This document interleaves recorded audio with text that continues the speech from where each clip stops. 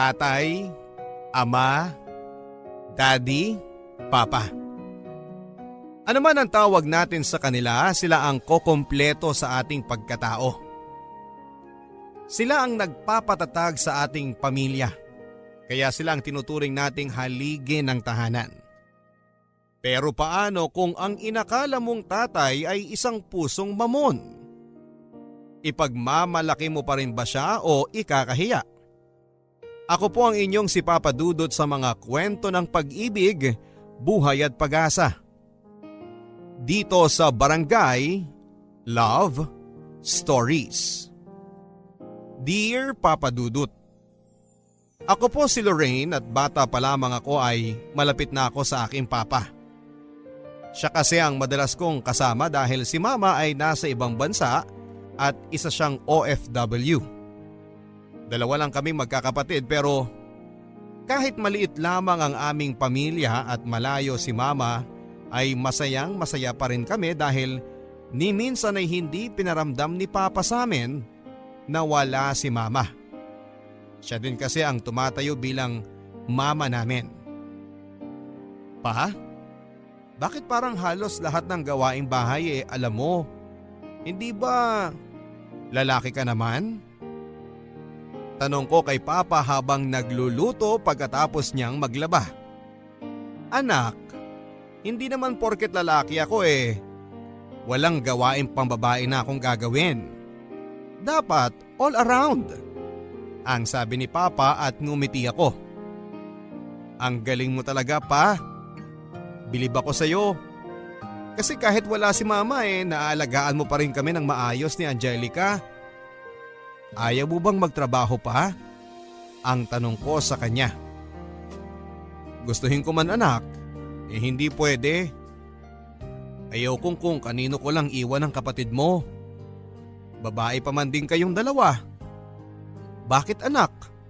Ayaw mo bang nandito si Papa? Ang tanong ni Papa sa akin at ngumiti lang ako. Papa naman, syempre gusto kong kasama namin kayo ni Angelica. Hayaan mo pa. Kapag nakagraduate ako at nakahanap po ko ng maayos na trabaho, pauuwiin ko na si mama para dito na lang kayo sa bahay tapos ako naman ang manlilibre sa inyo. Ang sabi ko kay Papa. Nakita ko ang pangingilid ng luha sa kanyang mga mata. Salamat anak ha. Buti at naalala mo si Papa. Ang sabi nito sa akin sabay yakap. Oo naman pa. Mahal na mahal ko kayo ni Mama. Ang sagot ko naman sa kanya. Mabait si Papa, maalaga at isa pang sobrang hinahangaan ko sa kanya ay sobrang sipag niya, Papa Dudut. Kaya masasabi kong napakaswerte ko talaga kay Papa. Kasi alam kong mahal na mahal niya ako at ang aking kapatid. Pero isang araw ay narinig kong may kausap siya sa cellphone. Mahina ang boses niya at parang bumubulong lang. Basta ang narinig ko lang ay ang sagot ni Papa.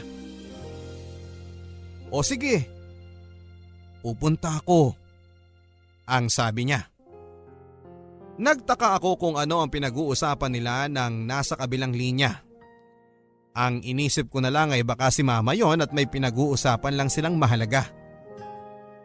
Magmula noon Papa Dudut ay ewan ko ba pero unti-unti na akong nagdududa sa mga kinikilos ni Papa. 4 na taon na ang nakakalipas Papa Dudut, graduate na ako ng high school.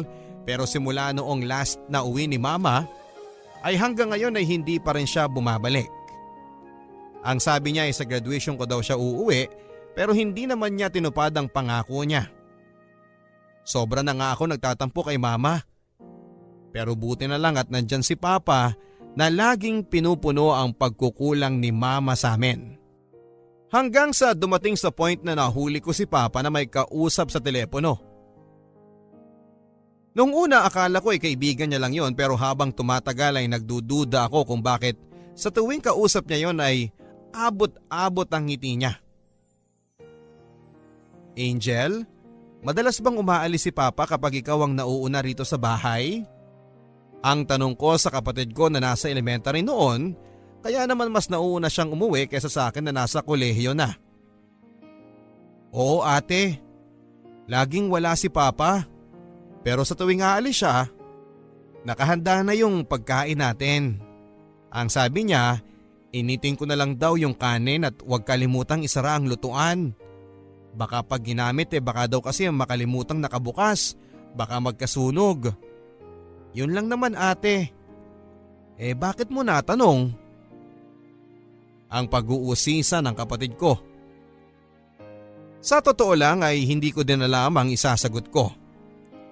Tinignan niya ako tapos ay tinapik ang balikat ko.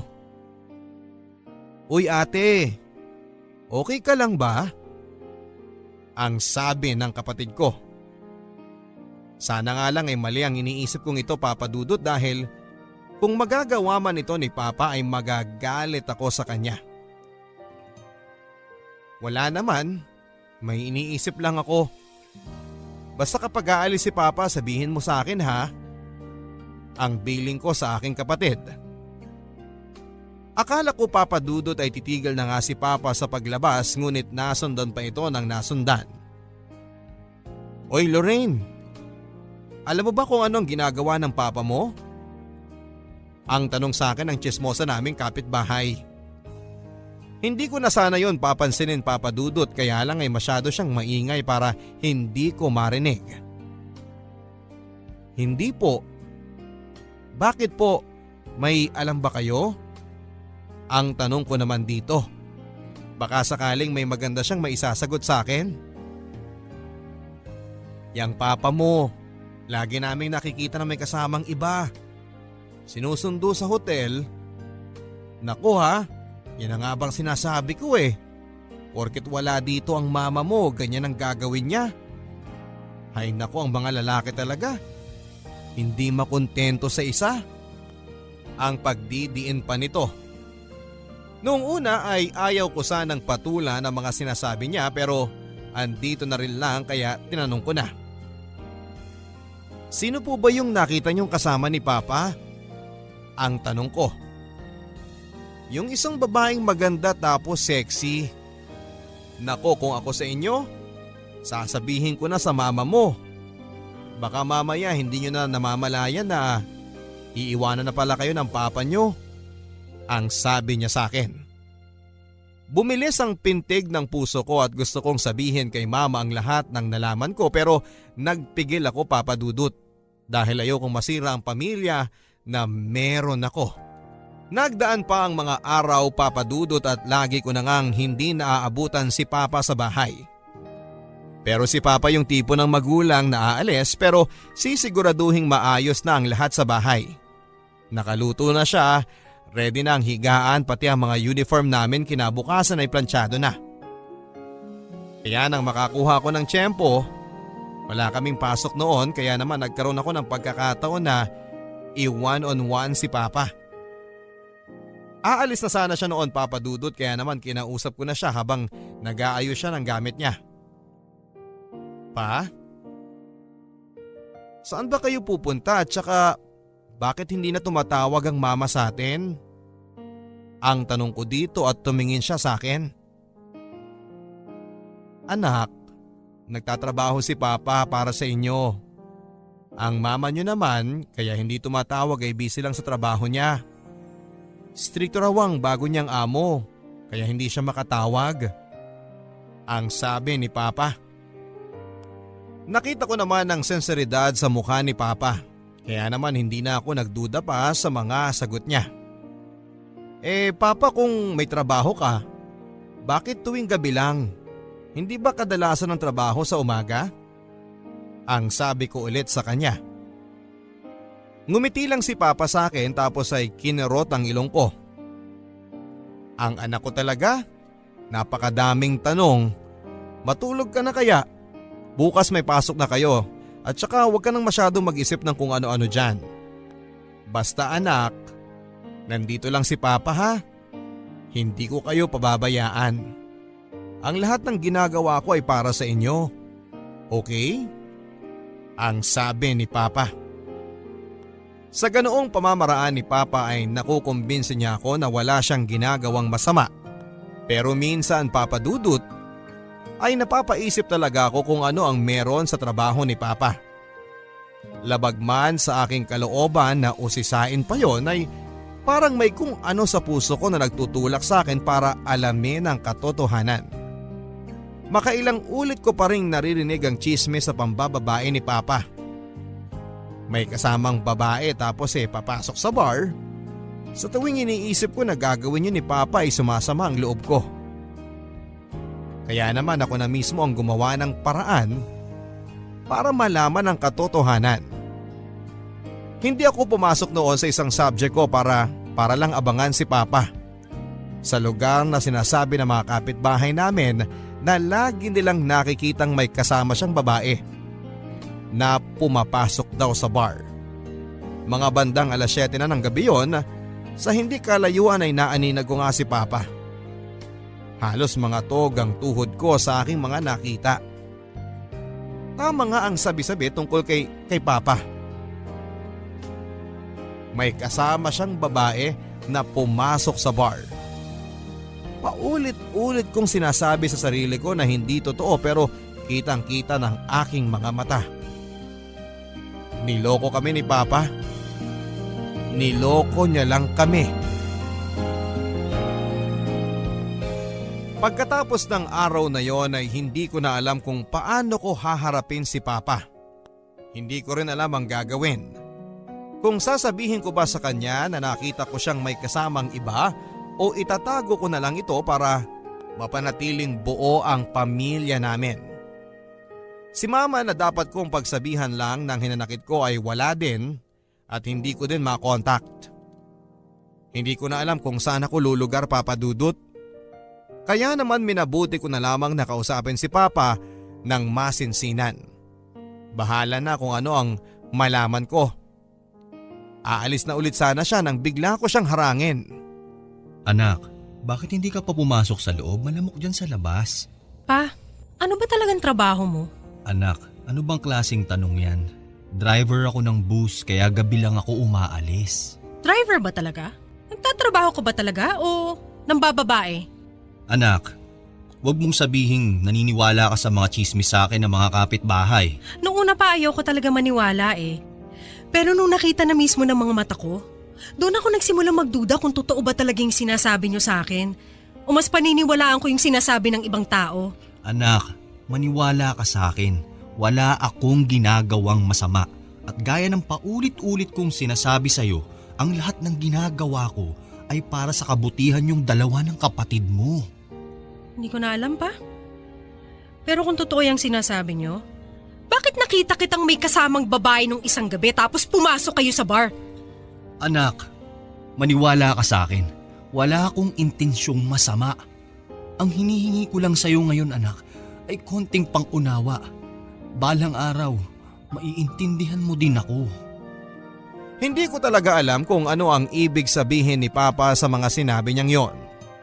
Pero nang dahil na rin sa mga nakita ko ay nagsimula nang magbago ang pakikitungo ko sa aking ama.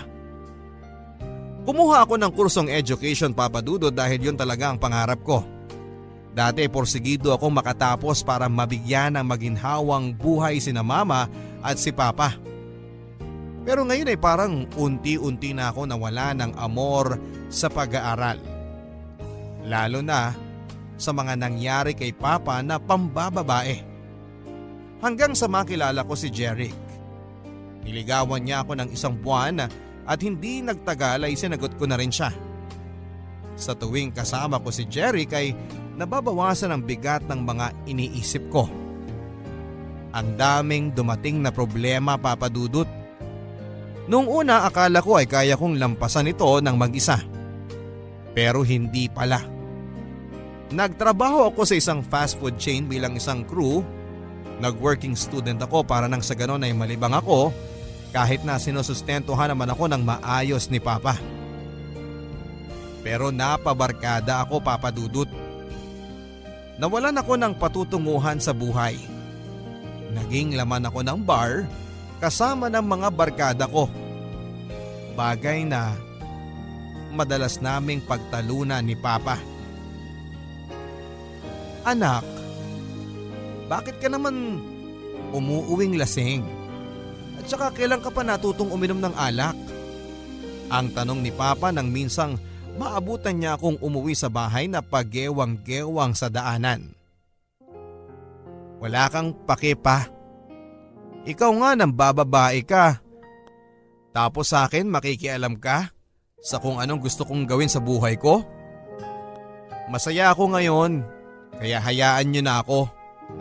Ang sabi ko sa kanya. Tumingin siya sa akin. Anak, ilang beses ko bang dapat sabihin sa inyo na pagkatiwalaan mo naman ako? Wala akong ginagawang masama. Ang sabi nito sa akin. Gusto kong umiyak sa harapan niya sa dami ng aking iniisip pero parang naging manhid na ako, Papa Dudut. Naging manhid ang aking puso. Pa, paano ako magtitiwala sa inyo kung hindi niyo sinasabi ang katotohanan? Kung bakit niyo nagawa ang lahat ng ito? Hindi ko na alam ang paniniwalaan ko. Pati si Mama. Ilang taon nang hindi umuuwi. Ni tawag hindi niya magawa. Ano bang nangyayari sa pamilyang to? Ang sabi ko kay Papa. Tinapik niya lang ang likod ko. Anak, kahit na anong mangyari, hindi ko kayo kayang iwan ng kapatid mo. Ang sabi ni Papa. Gusto kong umiyak sa harap niya pero pinigilan ko. Kahit kanina pang nag-uunahan ang aking mga luha. Papa Dudut, nagpatuloy ang gawain kong pag-inom at pagbabarkada. Napabayaan ko na ang grades ko. Sobra talaga akong naapektuhan sa mga pinaggagawa ni Papa. At hanggang ngayon ay palaisipan pa rin sa akin kung dapat ko ba siyang pagkatiwalaan gaya ng mga sinasabi niya o dapat nga ba akong magalit dahil sa ginagawa niya. Hindi ko na talaga alam ang gagawin ko, Papa Dudut. Hanggang sa ako na mismo ang nakadiskubre ng matagal nang tinatago ni Papa. Mga bandang 3:00 na yon nang maalimpungatan ako at magising. Pumunta ako ng kusina para uminom ng tubig. Nakita ko ang bukas na kwarto ni Papa. Sumilip ako at wala pa nga siya. Binuksan ko ang ilaw at naghalungkat sa mga gamit niya. At laking gulat ko nang makita ko ang mga damit pambabae sa kanyang kabinet. At iba't ibang kulay ng wig. Hindi ko alam kung para saan ang mga yon, Papa Dudut. Muntik na akong mahuli ni Papa dahil saktong-sakto ang pagdating niya. Sumilip ako sa bintana ng kanyang kwarto. At halos lumuwa ang aking mga mata. Nakita ko si Papa. May kasamang lalaki at magkahawak pa sila ng kamay. Pinisil niya ang pisngi ni Papa bago tuluyang umalis. Ang lakas ng pintig ng puso ko noon, Papa Dudut. Mas lalo naman nang makita ko ang reaksyon ni Papa. Na parang kilig na kilig talaga.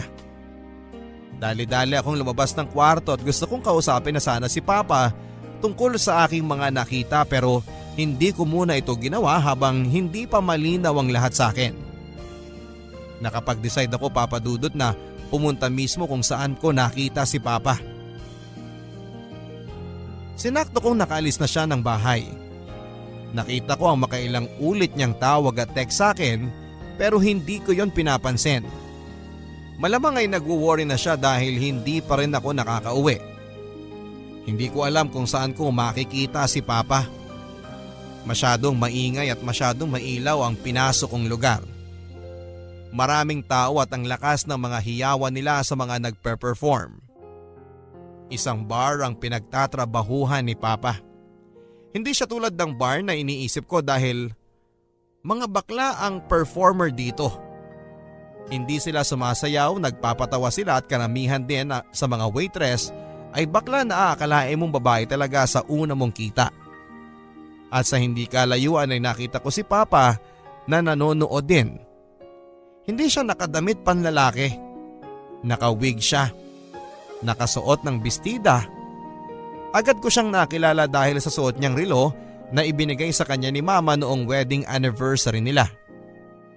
Mali ako nang iniisip kay Papa. Hindi pala siya ng bababae kasi isa siyang bakla. Kung tutuusin ay wala naman talagang ginagawang masama si Papa. Nagtatrabaho siya bilang isang stand-up comedian sa isang bar. Palipat-lipat pala si Papa kaya pala minsan ay hindi ko siya nakikita dito. Yun ay ayon na rin sa mga napagtanungan ko na mga nakakatrabaho niya. Hindi ko alam kung paano ko ulit kakausapin si Papa. Wala man siyang ginagawang mali pero itinago niya pa rin ang kanyang tunay na pagkatao. Bakla ang papa mo. Ang paulit-ulit na narinig ko, Papa Dudut, sa aking kasintahan. Gusto kong magalit sa kanya at gusto kong ipagtanggol si Papa pero wala akong magawa dahil alam kong totoo ang lahat ng yon. Kinausap ko si Angel tungkol sa mga kinikilos ni Papa at nagulat ako sa mga sinabi niya. Ate, matagal ko nang alam na ganyan si Papa. Minsan, binibihisan pa niya ako ng gown at inaayusan. Wala naman akong nakikitang mali sa ginagawa ni Papa.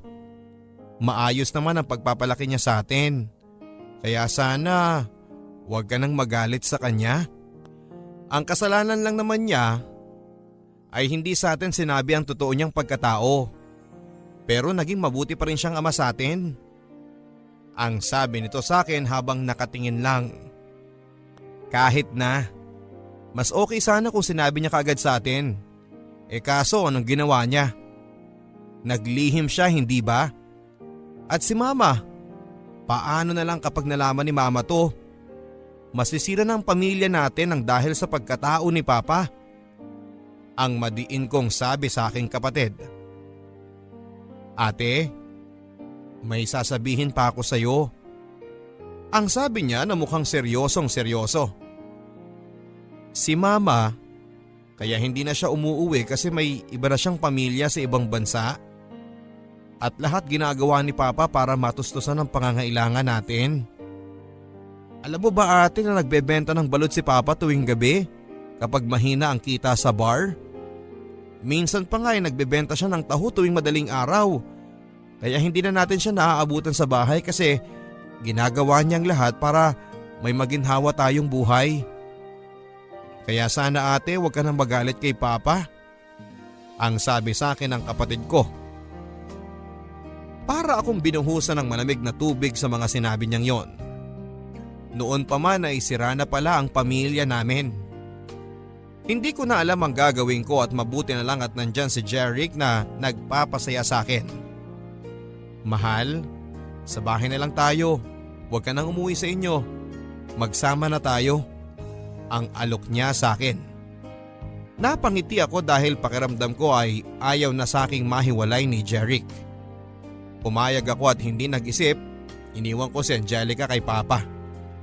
Inisip ko na lang na total ay wasak na ang pamilya namin at may tatay pa akong bakla.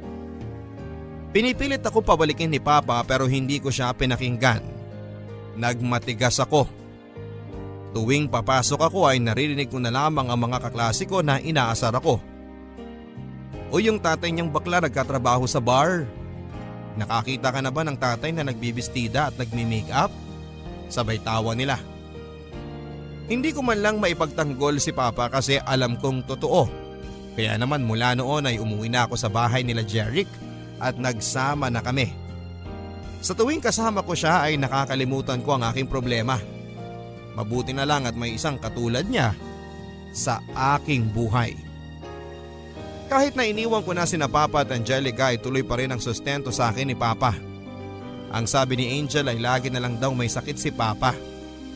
Pero ganoon pa man ay pumapasok pa rin siya kasi magka-college na rin ang aking kapatid at gusto raw ni Papa ang makatapos din siya ng pag-aaral. Sumama din ang loob ko, Papa Dudut, dahil hindi sinabi ni Papa sa akin. Mabuti pa kay Angelica at sinabi niya lahat pero wala akong kaalam-alam. Ayaw kasi ni Papa na magkaproblema ka. Alam mo kung gaano kanya kamahal kaya sana bumalik ka na ate. ang pagsusumamo ni Angel sa akin. Pero nagmatigas ako, Papa Dudut, dahil masaya na ako sa piling ni Jeric. Pero habang tumatagal ay unti-unti din siyang nagbago. Hindi na ako nakakapasok kasi lahat ng allowance ko at pantuition ay kinukuha niya at ginagamit niya para sa kanyang bisyo. At ang pamilya niya noon ay nagbago din ang pakikitungo sa akin. Nagsisisi ako at pakiramdam ko ay ginamit lang ako ni Jeric at ang masaklap niyan ay nambababae siya. At hindi ko din inakala na hahantong ang lahat sa ganito. Mahal, lasing ka na naman. Please bawasan mo na yung pag-iinom mo. Wala kang pakialam, buhay ko to. Paalalahanan lang kita, Jeric, ha?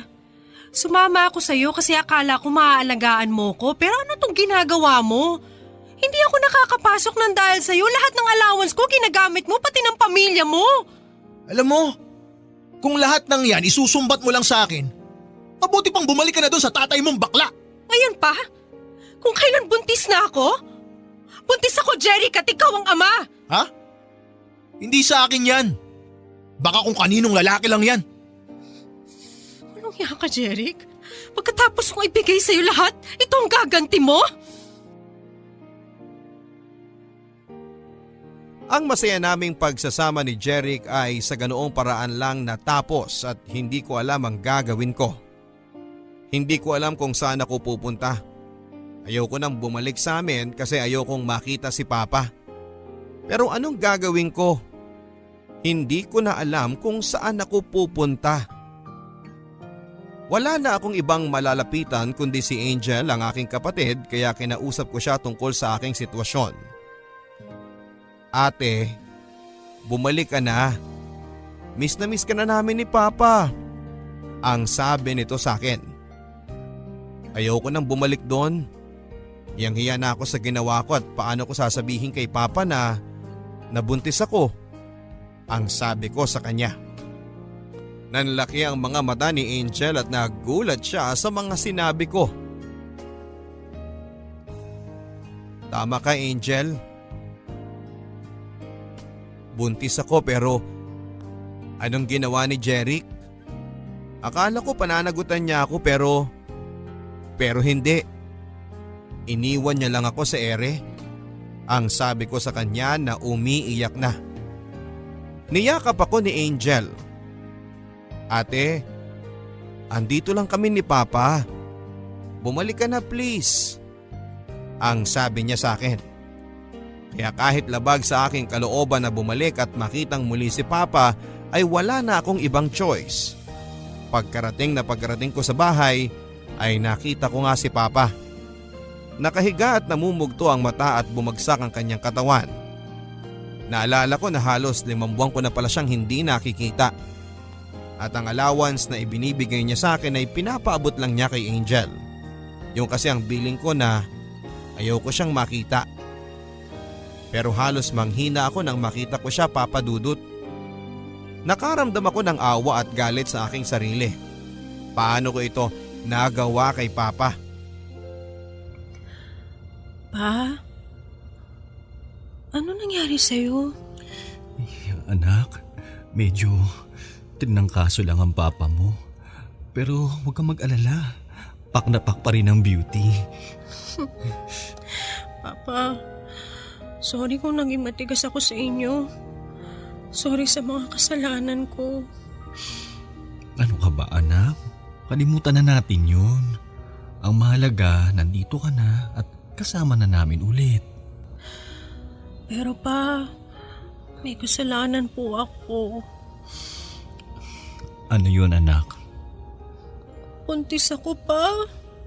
Pero hindi ako pananagutan ni Jeric. Yung boyfriend mo? Totoo ba yan, anak? Naku, gusto ko siyang sabunutan. Pa, hindi ba kayo galit sa akin?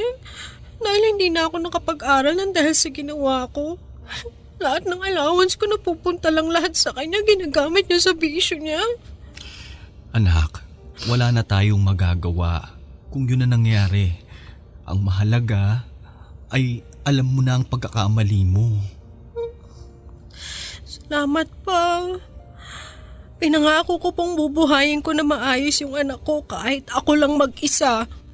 Kahit anong mangyari anak, hindi ka mag-iisa dahil kasama mo kami. Laking pasasalamat ko Papa Dudut dahil buong puso pa rin akong tinanggap ni Papa sa kabila ng mga pagkukulang ko at sa aking mga nagawang pagkakamali sa kanya. Kaya ngayon ay handa na akong magbagong buhay para sa aking pamilya at sa aking magiging anak. Nagkasakit si Papa pero mabuti na lamang at naagapan at hindi naging malala dahil daw ito sa kanyang paninigarilyo.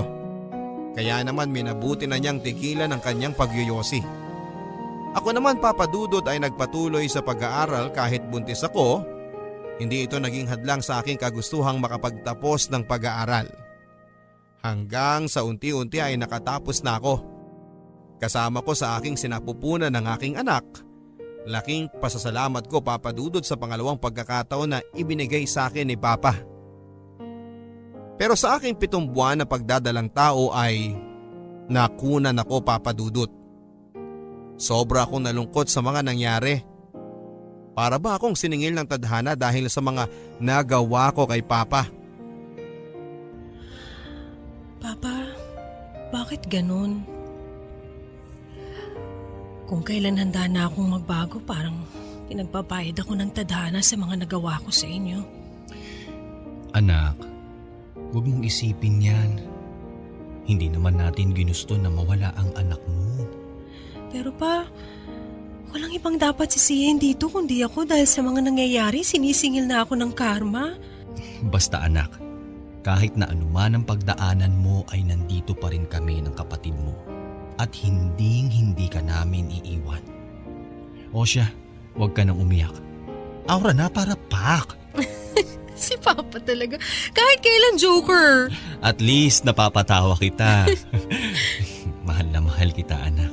Mahal na mahal din kita pa. Pangako sa susunod na magmamahal ako, ang hahanapin ko yung katulad nyo. Katulad kong pusong mamon? Kahit pusong mamon pa siya kung maihigitan niya yung pagmamahal na binibigay mo sa akin. Ay naku anak, mukhang mahihirapan ka. Kasi wala nang hihigit pa sa pagmamahal ko sa inyo. Ang sarap sa pakiramdam na may taong handang yakapin ang lahat ng iyong pagkakamali at handa kang tulungan kahit na ilang beses ka pang madapa. Yung mamahalin ka ng walang pag-aalinlangan at lahat ng yon ay natagpuan ko lang sa aking Papa. Pinangako ko sa aking sarili na maghahanap ako ng maayos na trabaho para makatulong kay Papa at hindi na siya magtrabaho pang muli. Si Mama, Papa Dudut ay tuluyan na kaming kinalimutan. Hindi na siya nagpadala ng sustento at pinutol na niya ng tuluyan ang komunikasyon namin. Ang huling balita namin sa kanya ay nagkaroon siya ng anak. Aaminin ko na nasaktan ako noon, lalo na nang makita ko ang bago niyang pamilya. Pinagtuunan ko na lamang ng pansin ang aking let, nag-review ako ng maayos at laking gulat ko na lamang na lahat ng aking paghihirap sa wakas ay nasuklian din. Bakit ba nagtatatakbo ka dyan anak? Pa! May teacher ka na! Anong ibig mong sabihin? Pa! Nakapasa ako sa board exam! Talaga? Oo! Totoo ba yung sinasabi mo? Oo pa! Mapapalitan ko na lahat ng paghihirap nyo! Naku anak, salamat sa Diyos. Salamat din sa inyo pa! Dahil kung wala kayo, hindi ko maabot lahat ng meron ako ngayon. Ikaw ang pinaka-the best na tatay sa buong mundo!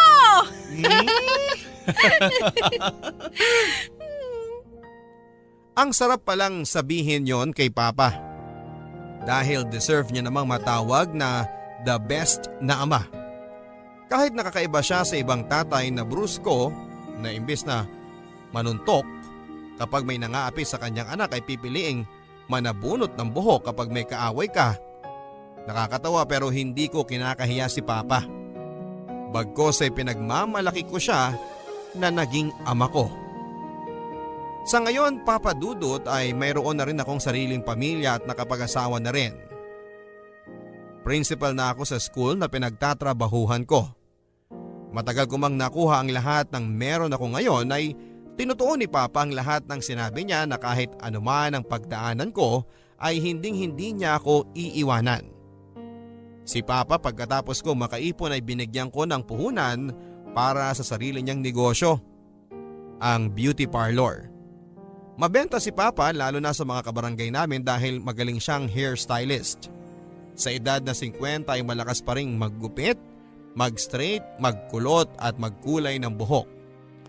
Kahit mga pedicure at manicure ay alam ni Papa.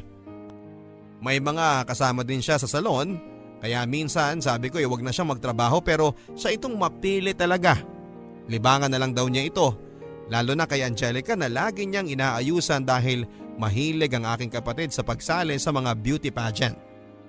Dahil na rin kay Papa. Kaya ayon, ang saya-saya nilang dalawa. Ako naman ay biniyayaan ng masipag at responsableng asawa at may isa na rin po akong anak na si Abilene. Masayang masaya ako sa naging takbo ng aking buhay kahit mahirap man noong una ay natutunan kong mahalin ang pagkatao ni Papa. Na dati kong kinakahiya pero ngayon ay pinagmamalaki ko na. Kaya para sa the best kong Papa sa buong mundo, mahal na mahal kita at kahit na sa iyong pagtanda, pakahawakan mo ang aking pangako sa iyo na hindi kita pababayaan at hindi ko susukuan gaya ng ginawa mo sa akin noon. Maraming salamat po Papa Dudut sa pagkakataong ibinigay niyo sa akin upang ma-share ko sa inyo ang aking buhay. Happy Father's Day sa lahat ng ama natin. More power po sa inyong programa. Ang inyong kapuso at kabarangay, Lorraine. Minsan hindi natin maintindihan ang ating mga magulang. Lalong-lalo na sa ating mga tatay na masyadong mahigpit po sa atin. Minsan ay nasasakal na tayo dahil gustuhin man nating tumayo sa ating mga sariling paa ay hindi natin magawa dahil kailangan natin silang sundin. Pero sa huli ay ang lahat pala ng paghihigpit na ginagawa ng ating ama ay para sa ating kabutihan. Anuman ang trabaho, anuman ang pagkatao, hindi kailanman tayo mabubuo kapag wala ang pagmamahal ng ating ama. Ang ating ama na kayang magpuyat, kayang magtrabaho 24 oras para lamang mabigyan tayo ng magandang buhay. Kaya naman sa araw nila ay marapat lamang na pasalamatan natin sila sa lahat ng kanilang sakripisyo para sa atin. Kaya sa ating mga tatay, Happy Father's Day.